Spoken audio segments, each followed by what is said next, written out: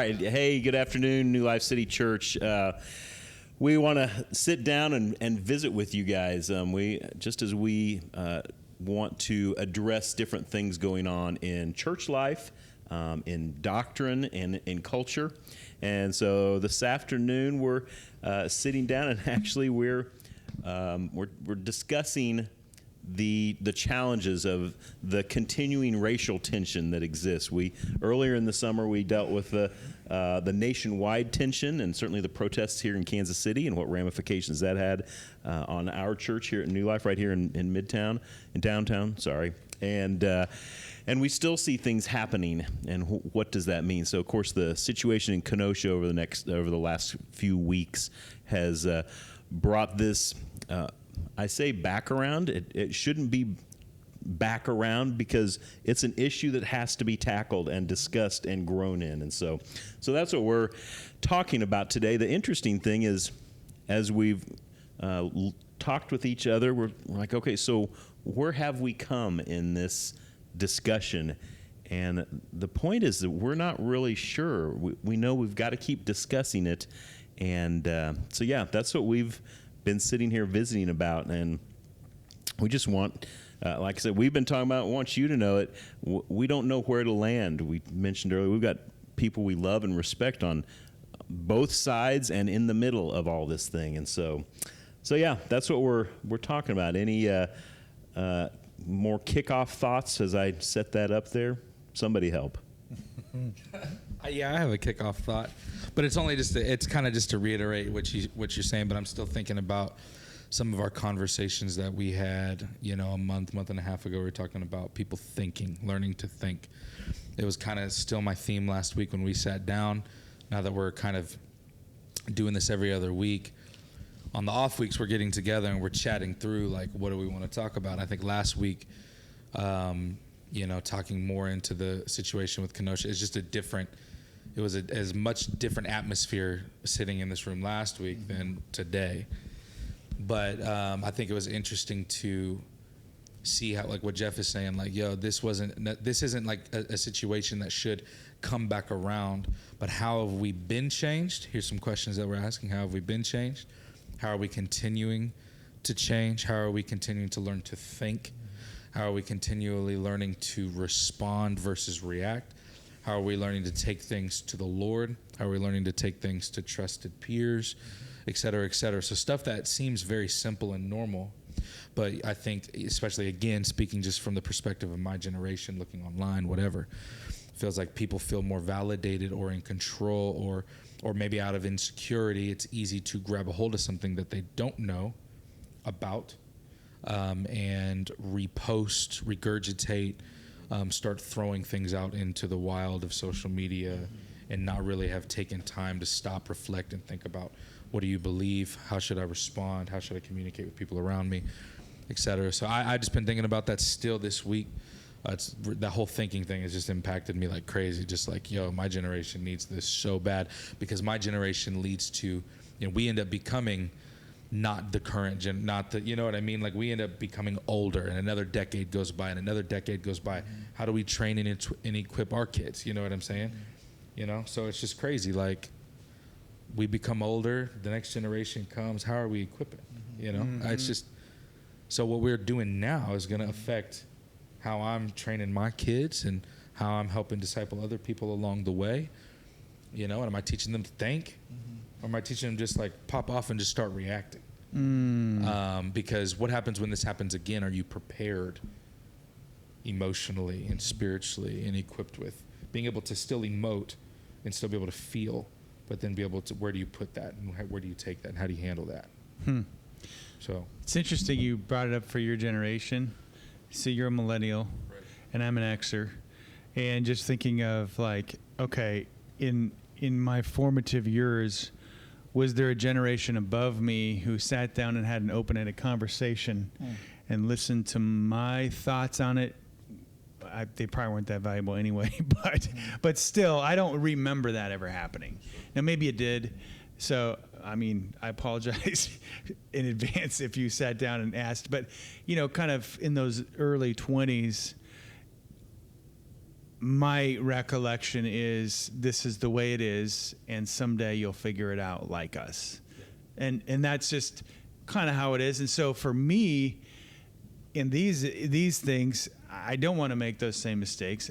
The older I get, I'm 44, I get a little more opinionated on stuff and draw some conclusions. And so I don't know what that means as far as generations go. But on this topic, if we're talking race today, are we talking race and generation? We're talking it all, right? Yeah. Kind of the same thing, right? Yeah.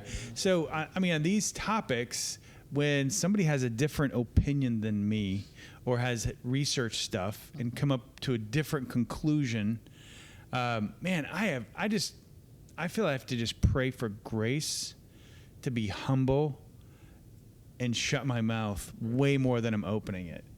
And I got a long ways to go on that. But if I've, in the last 2 months, 3 months going through the book of Daniel, it's like, wow. Yeah. You know, Daniel was a pretty wise dude, but he always went to prayer first. Right. And God gave him the stuff. And it's like, what would it take for that to be our first move instead of defending why I've believed what I've always believed? Right. I don't know. Yeah, because I think, like, even, again, last week, you know,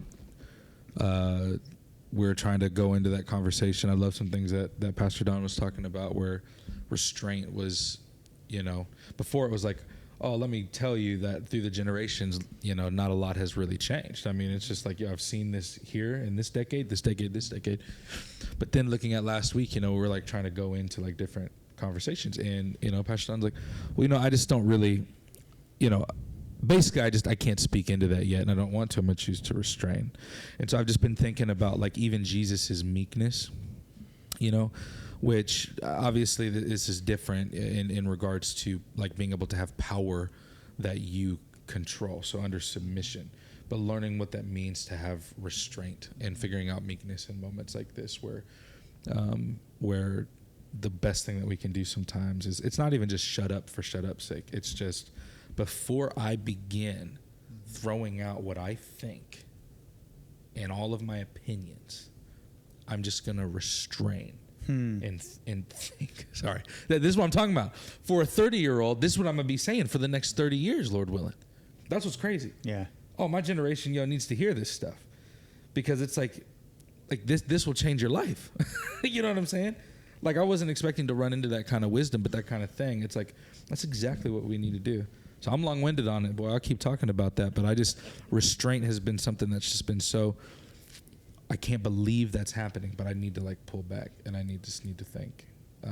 So anyway, that's all I got to say about that. So you're not quite as restrained on restraint, because you could just keep going. I could. I'm thinking we got to bait Pastor Don over here to start speaking up here. He's just restraining himself. He's just quiet. You got something. I remember... Here we go. Classes being taught on restraint during the Civil Rights Movement. And you can Google this. Participants, white and black, were going through classes, and they were going through drills on how not to retaliate, because the understanding is that you will be assaulted when we start our protests, we start our marches. And the argument was that we cannot be out of control. We are going to be peaceful marchers. That's an interesting comparison to today. But they actually went through drills. And what ended up happening is that those participants took literal beatings. Things were thrown. We've all seen the videos of the fire hoses being opened up at them. Yep. We've seen the police dogs being sent to attack them and what have you. And they had gone through classes on restraint. The definition of the word meekness, Jesus, I'm a meek and lowly of heart. The little definition is controlled strength. That is strength under control. Meekness is not weakness. Meekness is strength under control. And the understanding was that you may be beaten, you may be pummeled, you may be attacked, but understand, we have a long-term vision. We may not see tonight the benefits of what we do in our march today, but eventually we will. And so what happened was that as they demonstrated as a group of people, and I want to emphasize these are white and black participants, as they demonstrated restraint, it gained the respect of the nation. Dr. King said very clearly, and I experienced this, by the way, from a different perspective. Dr. King said, the nation does not understand what's going on here in the South. They really don't. And so they deliberately looked for ways in which the depth of anger, evil, hostility had become the norm. It become the norm. And when I say I experienced this, it's the fact that living in California as a kid, I had so many people approaching me on a regular basis, asking me, what are those people doing down there? There were no problems. What is it, Dr. King? Why is he going down there marching? There were no problems.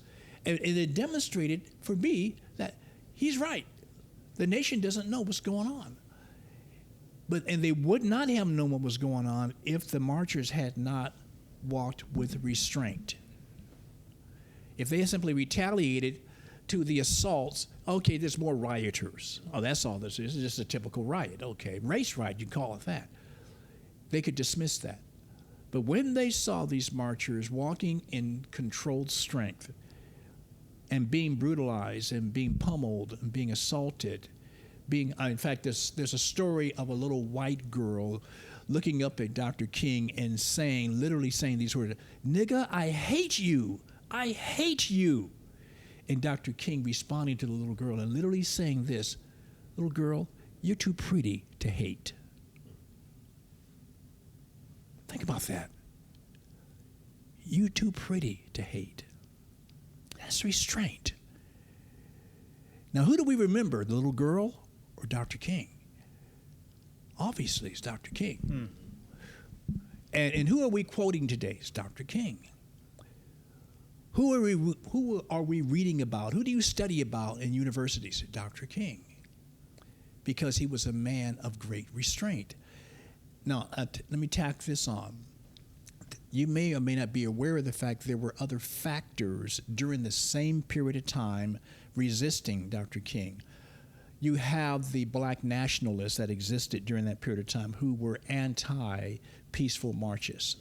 One of the leaders, his name was H. Rap Brown, and he's famous for this phrase, "Get you some fire." H. Rap Brown. I want to say a celebrity, and he was an anarchist, got a lot of coverage in the news, and he was known for it. This nation will not change unless there is a revolution. You have the Black Panther Party. You have the Black Muslims, known as the Nation of Islam. All of them were opposed to peaceful demonstrations. Malcolm X, there was constant debates back and forth against Dr. King. This man is stupid. This man's an idiot. Things will not change unless we bring the system down through fire. There has to be a revolution, and blood will have to flow. That was a common theme amongst the black nationalists, the Nation of Islam. You named the parties, Malcolm X, H. Rap Brown, Huey Newton, you named Bobby Seale, you named the individuals, they were saying that blood will have to flow. Things will not change. And Dr. King was one voice who was consistently in saying, no, the system will change as we demonstrate peacefully. So it's interesting. You're painting the picture, and either I'm terrible at history, which is a possibility, or this is just some things that we don't take time to hear more about. Mm-hmm. But the picture you just painted was what's happening right now. Mm-hmm. It's the tension between the let's get something done peacefully, mm-hmm. and blood must flow. Mm-hmm. And some people can't even put that into words. They're just, again, reacting. That's another, one of the things we've talked about before. But so in you explaining that, do you guys see those kind of similarities still playing out, or in the way he explained it? Is that accurate or not accurate? I'm going to restrain myself. I do. And I also, I would love to hear a little more of your commentary on 2020 and what's going on today. Mm-hmm. I mean, what do you think? I think this. I think that nothing happens that hasn't been fed. You know, your dog is either lean or it's big because you have a history of feeding it. Now, I'm getting philosophical. What I mean by that, what we see today is a direct result of the passivity and the indifference of the evangelical church of yesterday, what we're seeing today. And because of the passivity and the indifference of the evangelical church regarding race relations, we now have people who feel justified in saying, again, what they were saying in the 60s, it isn't going to come down unless we burn the system down. The rioting should not shock us. I will argue, what do you expect? What did they see back in the 1960s in terms of the evangelical church and its role concerning the injustices in the South? What did they see? Did they see the church arise and say, no, that's wrong? Killing young black men is wrong. Discrimination is wrong. Ethnocentrism is wrong. But we didn't see that. We didn't hear that. And so you have an entire people group that's out there, and there's been a vacuum. And so basically the people group is saying, well, we're going to fill the vacuum. We're going to make a sound. We're going to say, we're going to tear this city down. We're going to tear this nation down. We're going to destroy. We don't trust anybody. And no, civil rights movement didn't make a difference in terms of attitudes and belief systems, and it still carries on today. So now we're going to fill the vacuum and tear the system down. And so that's what I see. I see what's happening in 2020 is a result of what did not happen in the 1960s when the evangelical church had a community to lift its voice and take a stand. Let me just give you, I can give you a couple of examples where they missed opportunities. There were 4 black girls that were killed in a church, a Baptist church. And they were in their Sunday school classes getting ready for the day services on a Sunday morning. I missed an opportunity to meet the pastor of that church a few years ago. I regret that. And there was an explosion. White racists had placed a bomb in the building, and these 4 children were killed. It was a very tragic but a very poignant point in history. I mean, the world heard it. They sensed it. They saw it. And think about just what happened. What happened was innocent girls, little girls, were killed. I mean, how could you have justified, killing little innocent girls in a church facility preparing for Sunday school? How poignant can you get? There was no sound. There was no sound. There was no sound from the church in America, the evangelical church. Oh my God, what hatred, what wrong. And because there wasn't the sound, there wasn't just my God. There wasn't those are my sisters and brothers. Those are my babies. These people were Christians. That was a Christian church. But there was silence at best, and the silence had a sense of endorsement. No, I'm not saying that pastors were the ones that put the bombs inside the building. What I'm saying is that there's silence. We don't have a right to be silent. We don't have the privilege of ignoring. He's shown you, O man, the prophet Micah says, what is good? What does the Lord require of you? But to do justly. Do justly. We are required by God to do justly. And we're to fall in love with mercy and to walk humbly with our God. The evangelical church does not do justly. It was quiet. It was silent. It opposed the civil rights movement, in fact. As a result, we have what we have today. We have a group of people who do not trust the church, a group of people who are saying the church is not a moral authority figure in our community. And so we are going to burn the system down. Wow. What would have been, like, getting super practical here, if we went back to that story, what's a good response? Hindsight's 2020. What should the church have done? I think a bunch of Christians should have gotten on a bus or a plane and flown to your Alabama marches, your Atlanta marches, your Mendenhall, Mississippi's. A bunch of evangelicals should have gotten down there, black and white, particularly white, and have said, "No, you're not going to kill my brother." These are people. You understand something? In the civil rights movement, all the leaders were pastors. All the leaders were preachers. Mm-hmm. You know, they weren't just social workers who cared about, rights. And your meetings were held in churches for the most part. We can now take you to those places where the gatherings, the rallies, and the trainings took place. These are all preachers.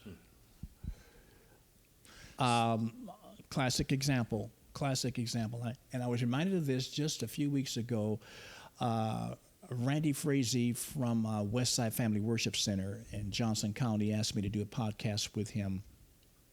And he reminded me of the fact that he himself is a graduate of Dallas Theological Seminary, and reminded me of a truth. A gentleman had told me, a doctor says to me several years ago, he was my supervisor, says, "Don, not a lot of people know this, but Martin Luther King actually applied to Dallas Theological Seminary." I said, "Really?" "Yeah." And Don, his application was simply filed. It wasn't rejected. It wasn't responded to. It was just simply filed. It was the seminary's way of dealing with it. They didn't want to deal with a person like him. Wow. Tony Evans was the first black man to ever graduate from Dallas with a doctorate. But Dr. King literally couldn't get in. And Wow. that was the evangelical mecca in terms of seminaries back in those days. That is an example of what I'm saying. What could have done? We could have looked at, we could have done what we're doing right now. You, a white man, me, a black man, sitting side by side, and we pastor together. And we chose to do it. It wasn't coincidental. You talked to me years ago, "Don, would you consider working with me as a pastor in my church, New Life City Church?" You brought it up the first time. And I responded. And here we are several years later working together side by side. Our families were together last Sunday at your home, eating at the same table. That's what we could have done back in the 60s. You could have said, "That's my brother. That's my sister, and I'm going to act like it." Yeah. Because if anybody said anything about you or to you, I'd go fight them. Yeah. I mean, because you're right. I don't know if you win, but yeah. Oh, I would win. We got a good friendship here. Yeah. Okay. So this is to dig into this. So today, I don't know what to do. Like you and I am sure you had invitations to go down to the plaza in Kansas City and to join the different protests that were happening. And I didn't go. I didn't feel comfortable going because I didn't know what was happening or what I would be a part of or what I would be representing. And at the same time, I've had conversations with officers that were on the line that were getting spit at and chucked rocks at. And these are guys that have spent 25 plus years in the force. And so it's like, it feels like, why are we taking it out on this guy who had nothing to do with whatever happened in, what were they protesting at that time? George Floyd. Yeah, George Floyd. They were never in Minnesota. I mean, so now isn't that the same, like, discriminatory actions towards police officers? And it feels like an eye for an eye makes us both blind, which I think Martin Luther King said. Yes. Yeah. So that's my dilemma. Like, and it's frustrating to me. Like, I want to do something, and I have just leveled out at this, like, and maybe I'm passive, but I've leveled out at this place that says I can pray, and I can pray for my city, and I can pray for my country, but I don't know what else I can and should do. I would defend you, though, if somebody said, of course. Yeah. Here's what you can do, and you're doing it already. And I don't want us to underestimate things that we take for granted. You preach against racism. You say it. You open your mouth and say it. I grew up all my life in church. I don't even remember a message on racism. I just don't. I remember thinking back, man, racism, what have you. Understanding I'm not your typical black. Jordan's not your typical black. He's biracial. I'm not your typical black in that at the age of 8 years of age, my parents led us to a integrated church, primarily white, and I've been in integrated churches virtually all of my life, and all the churches I've pastored have been integrated with the exception of one. And when I was in Alexandria, Virginia, I was a pastor at an all-black African-American church prior to moving out here. But other than that, I spent all my developmental years in integrated churches. And I just don't, and I had white friends all over the place, like Jordan's explained his background, and so we would do stuff together as young Christians in college, on campuses, and what have you. And I would go to these white churches, and I would listen. And sometimes I would hear the exact opposite. I would hear derogatory statements from the pulpit. I would hear derogatory racial statements from the pulpit. I never heard something healthy coming out of the white pastors or the white congregations about race, about we are brothers. We belong to one another. We don't have the right to be indifferent. We don't have the right to be passive. We don't have the right to allow you, a black brother, to be brutalized or to be humiliated or to be discriminated against, and me to be indifferent to that. Just you've said it twice already in the past few minutes. You mess with my black brother, you mess with me, in essence.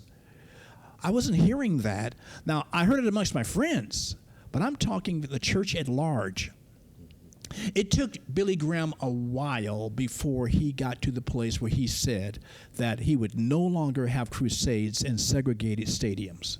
Wow. That was big when he finally, it took him a while to get there, but when he got there, he made that statement in the South, because he was told, you cannot come here unless, the stadiums, cruises are segregated. He said, no. It took him a while, but he finally got there. I mean, there's a lot of history that we are not hearing about that has a lot to do with where we are today. I like the metaphor, the story you told about Martin Luther King Jr.'s application to Dallas Theological Seminary. And I think in the past, probably the church's response has been just that. Let's just file it. Let's not say anything, not reject it or not support it. We're just going to file it. And so that's where we have to, as we grow in this, is have to avoid that, is just shoving it off to not address it all. And that's why I hope these conversations are, I mean, they're certainly challenging for me. I don't know. That's why we have to keep having the conversation, though. So thanks for encouraging us in that conversation. Yeah. What do you have to say, Jordan? Just keep adding songs. Just keep adding songs. I don't know. Sunday I was think good, man. I was sitting here just thinking about what I said when we were doing that one podcast outside when we first cracked into this conversation. Yeah, I remember that. And I said, even though we all look different from different, places, whatever, we actually all have very personal, when it comes to race or whatever, we're all personally involved. Yeah. You know what I mean? Because of whether we're, you're a black man, biracial, granddaughter, sons. So in the midst of all of it, the reality is that we all need each other, because there's going to be people that are going to ask real questions. I remember one of my friends was marrying this gal who had already had a biracial daughter. And so he sits me down and he goes, I have a really important question for you. And I was like, what is it? And he's like, I'm getting ready to marry somebody who has a biracial kid, and I have no idea what to do. I want to know what your struggles were. I want to know what your thoughts were growing up. I want to know what was done well and what you didn't have. What did you need as you're an adult now, like what, all those things were so important, from your hair to, I mean, just everything was, and it was so humbling. I mean, it was, I'm like, we grow up like this, but I'm like, all that stuff matters, because it's not that you are all those things, but again, it goes back to that thing where, if you don't see color, you don't see me thing. It's like when you're looking to figure out how to raise, you need like a village of people to be able to do that. I've never seen that more true than us having these conversations. And I go, regardless, we're all involved in it personally, every single day and every single week to whatever degree, regardless of what our, like whether we chose it or we didn't, we are involved with it. And so I just think it's a remarkable dynamic that we get to have that interface, but there's a layer I feel like that goes deeper that I think is really awesome and important. So in that conversation, I just think it's like, look at us still just wrestling and pressing through to try to find what that is, and not growing in offense, but growing in unity in our attempt to find it, which is what's cool about today. I mean, to what you said earlier when we were talking, it's just like, there's no resolve to what we're saying. It's a pursuit, and that's actually okay. And we're practicing things, and we're asking hard questions, and we're going, to deep places. And, like I think I said this last week too. I was like, it's not that we want to keep waiting for more horrific scenarios to unfold to keep us relevant in the subject, but nonetheless, we're still learning to respond. We're realizing sin is going to abound, but we can actually partner with the kingdom that, is full. He's a savior that's full of grace and mercy and love, and he'll continue to give us strength to figure out how to love people and how to respond, like your question to Pastor Don. And so we can't change people. We can't. I mean, it's not our job to do that, but we get to love people, and we get to fight for wisdom and understanding. And I just think that that's a cool way to, I don't know if we're wrapping up. I feel like I'm kind of wrapping things up, whatever. Yeah, I mean, I'm just saying, like, there's no resolve, and that's okay. And if you're watching this and you're like, yo, like, I have questions, it's like, you should hit us up, leave comments, call the church, you know what I mean? Like, get community of people who like, hopefully what we're doing is we're showcasing that you can find trusted people who don't look like you, who are from different generations than you, all that stuff, and be able to just communicate and talk and learn. I think that's one of the most important values that we're showcasing that. You're not sitting down with just a bunch of old people. You're not sitting down with just a bunch of white people. You're not sitting down. And we'll get some ladies in here too to speak, because you are sitting down with a bunch of dudes. That's for sure. Yeah. But we're trying to. We admit that. Yeah, we admit that. We've talked about that. But I'm just saying, you're sitting down with generations and people who are involved even below what you're seeing here. Because actually, with this subject matter, we all have our own version of what that looks like. I think that's that's dynamic. That's stuff that you wouldn't get just for face value. And so that's why I love like our conversations in it, because we're still plowing and we're basically still walking away going, I still don't necessarily know how to land the plane, but it's the fact that we're not trying to. If we try to, we're not going to land it. And I think it's beautiful. So yeah. Well, in light of that, what I meant earlier was the fact that it's being preached. We're talking about it. We're doing this podcast. We're not saying those are all bad people up there in Kenosha right now, and we don't care what happened. Yes, we do care what happened concerning Jacob Blake. And we do care what is happening concerning the properties that are being destroyed. We care, and so we're talking. We're talking.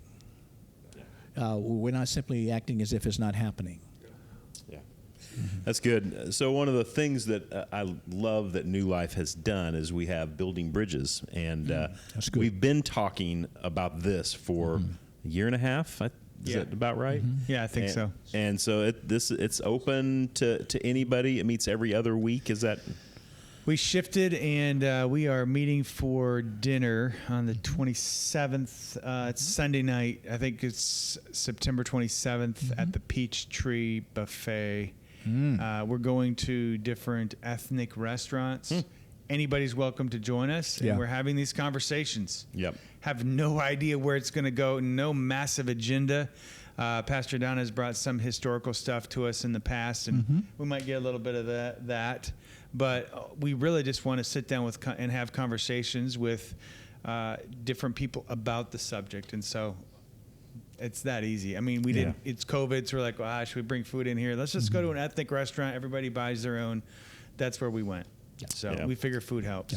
We did a trip to the Negro Leagues Baseball Museum about a month ago. The conversation afterwards was fantastic. It's just, hey, here's what I noticed. Here's what I saw. And so it was fantastic, and hope it's similar at the Peachtree Cafe as well. And so a little bit of a shameless plug. So our Connect groups here at New Life, they're not just about Bible studies or not just about getting friends. It's so that we have a place to have these conversations, because when we sit in Sunday morning, which is fantastic, love worshiping corporately with everybody in person and online, and but we need to be able to get away, to sit on a couple of couches and have these talks. And so that's what Connect groups are for too. So we're ramping up and launching groups here in the next couple weeks. So love for you to get involved in those. So man, I love that you can't help but bring that up. I can't. You can't even hold yourself back. No. I love that. I love that about you. So yeah, I think again, that's the best landing we can give, and it's to stay in the struggle. And we're going to keep struggling with you. Thanks for being with us today, and we'll talk to you soon.